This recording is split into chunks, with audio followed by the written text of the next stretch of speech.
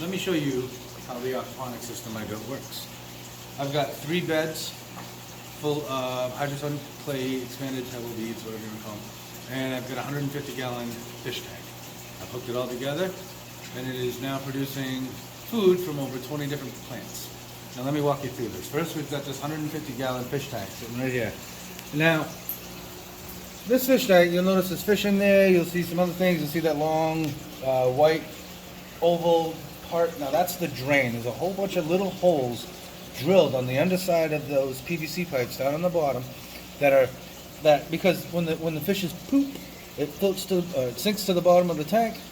I need to uptick that. It comes right from the bottom of the tank. So I'm pulling all the water that drains out of the tank comes from the very bottom of the tank. All right, and then you'll notice that on the left side it goes up. That's the drain that comes up and out of the side of the tank. You see the pipe that comes right up out of the water. This one here, if you don't have this, then you'll end up with a siphon effect, and it'll empty your fish tank, and your fish won't be happy. So you have to put that on there so that way it doesn't siphon the water all the way out of here. It's going to keep trying to drain the water down to the level of that pipe. So this system will never allow that to happen, but it'll keep trying. As far as the fish, okay, I'm in Mid-Coast, Maine, and the date is December 3rd, and we're in a garage that has no insulation. Tonight is going to be 25 degrees Fahrenheit. So you gotta figure that one out. I'm using straight goldfish because they're wicked hardy, and you know, goldfish, they're just not gonna die. They can take the cold. I got a heater in there for them. If you can check over here, you can see my heater. It's set to 66 degrees. Fish tank love it in the 70s, 60s, but the tank itself is only 59 degrees as it fights with heat loss and the temperatures of midwinter in Maine. So the water from this fish tank, you got the fish, you got the ammonia from their urine, you've got the poop, all in this water. Now I want to separate the two because the ammonia is useful and the poop not so much in this system, but other places it's great. So this is gravity fed. There are no pumps inside the water here. I've got an aerator that I really don't need, and I got a heater in here, and I've got the drain. No pumps in my tank. So a lot of systems use pumps in the tank. I don't know. Maybe the fish like it. Maybe they don't. Maybe nobody cares. I just didn't do it. That's all. So I'm gravity fed, all right? And this is a 1-inch pipe. This whole system was made with 1-inch pipe. A lot of people will tell you bigger is better, and it might be. But so far, 1 inch has been working for this system, and I got it dialed in to be working just fine. All right, so let's follow the pipe. We come out of the drain. We go through this little cylinder block tower that's holding all the beds up. I got an on-off just in case. You can never have enough on-off switches. Now, this is my mechanical separator. There's 2 things that's going on in here. One, all the water comes in here at an angle. All right, it gives it a nice little swirl. And the solids are going to sink to the bottom, which is why the next pipe is just skimming the water right off the top. So you're going to have to dial this in too, because like I said, this is just gravity fed. The water's just pouring in here constantly off the fish tank. All the solids will sink to the bottom. You know how bad I want to say float to the bottom, but it sink to the bottom. And this is where I can bleed off the bottom, just the bottom if need be. And I can use that for fertilizer elsewhere. Now the second thing that's going on in here is I got all these little bio balls. These things just provide me with an excessive amount of surface area. And the reason being is, well, I'll explain that in a minute actually. We'll move on. I'll explain that in just a second when we get up to the beds. So you got the hydro balls with an excessive amount of surface area, and you've got the solids sinking to the bottom. I can bleed off the solids from the bottom if need be. This is a whole mechanical separator. This is what, you know, takes most of the solid waste out of the system here.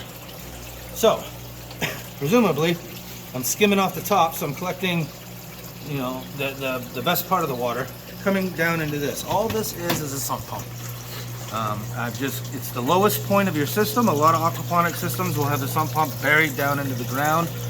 This is the water just comes in here, and now this is where I put my pump. The pump runs constantly. The design's a little wonky because it wasn't my first version. I've kind of amended it since a few times. But again, 1-inch pump, pipe coming up, just PVC. The pump itself is adjustable, and I highly recommend getting an adjustable pump so you can dial it in. You know, there's a lot of variables here. How much water is in the fish tank affects the flow, which, you know, so, and it keeps going up and down, up and down. So get a variable pump, get one that shuts off automatically, and that way it'll allow you a little more flexibility in dialing in your overall flow of the whole system.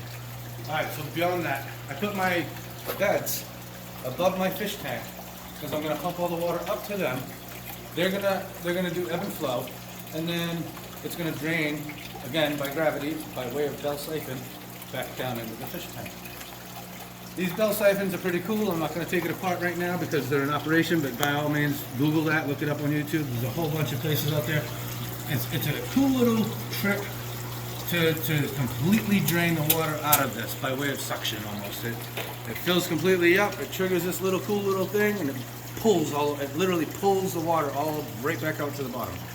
And it does that over and over and over. So water fills up, water drains, water fills up, water drains. And you've got all these neat little plants in here that have now root systems that are down in the bottom of this.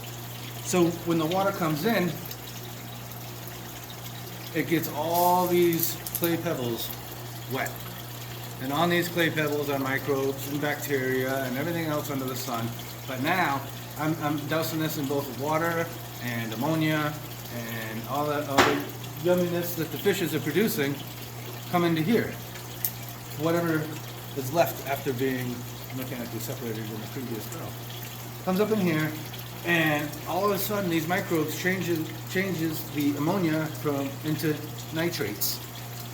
You know, and then they can further take the nitrates and turn them into nitrites, which is amazing for the plants. The plants use nitrites. They uptake the nitrates and use them for their macronutrients, and a lot of their micro ones too. It's all pretty amazing. The water that I use to refill this comes right out of my wells. Every now and again, it needs a couple gallons added to it because it loses it just to the air, to convection. So these things, like I said, keep filling and emptying, and it's full of beautiful nitrites for the plants to eat up. They just the roots will just fill into these. You can see I've got lettuce, beans, Swiss chard, celery, kale. The colder temperatures here are turning the kale purple. But we've got strawberries, we've got all kinds of parsley, all kinds of stuff going on in here. So now, when the bell siphons kick in and drain all the water out, pull all the water out, the water just comes straight back down into the fish tank. So it's just a big cycle that goes over and over and over. All I have to do is every once in a while feed the fish. No, every day feed the fish, and every once in a while top off the water. And I've got LED lights above it. These are on a 12-hour light cycle because we're indoors in Maine. So they come on for 12 hours, they shut off. The pump runs 24 hours a day. I only have a light on the back of this just so that you guys can see down in here. I know we don't have the light there. Otherwise, this is the aquaponics system. It's pretty hardcore. I mean, it's pretty heavy. I used to use gravel. You can use all kinds of different stuff. You don't need to use this. This stuff is wicked expensive. You don't need it. You can use any kind of small rock, really.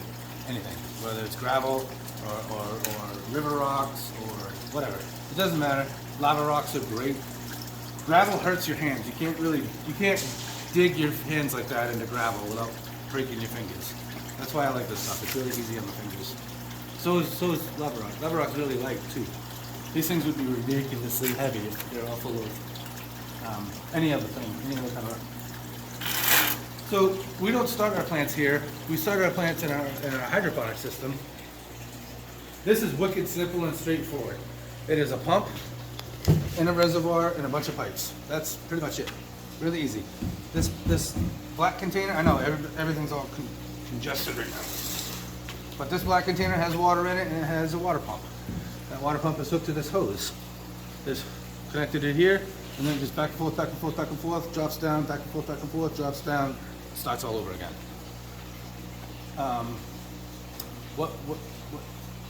Unless you're just using straight water in here, you're gonna have to feed it something. My favorite thing to feed it is water from the aquaponics system, to be perfectly honest. because I think that's got all the yumminess that the plants want and need, because the plants look amazing over there, and when I dump that stuff over here, these plants just look amazing too. But I like to start them over here because it's much easier for me to manage this than it is to manage that, because when I'm dealing with a little neti pot like this, when it's doing the ebb and flow thing, sometimes it doesn't get anything. I need that root system to start, I need the plant to begin. The problems are, sometimes the roots compete with each other. I mean, look at that, isn't that beautiful? But that's gonna go down into the drain, that's gonna compete. That one's gonna stay here, it's not moving over there. But yeah, so we do this hydroponic system first. We get the plants going, get them happy, and then we move them over to the aquaponics, and then that's where we harvest them. And it's provided quite a lot of food for us. And it's December in the middle of Maine, mid-coast Maine, and here we are still gardening. And there's no, it might have slowed down a little bit, it might have turned a little purple, but it isn't stopping anytime soon. I took a little fish tank heater, and it's not going to freeze because the water keeps moving. We're in a garage. It's not insulated, but it's enough. It's working. Any questions? Let me know. That's my system. Thanks for watching.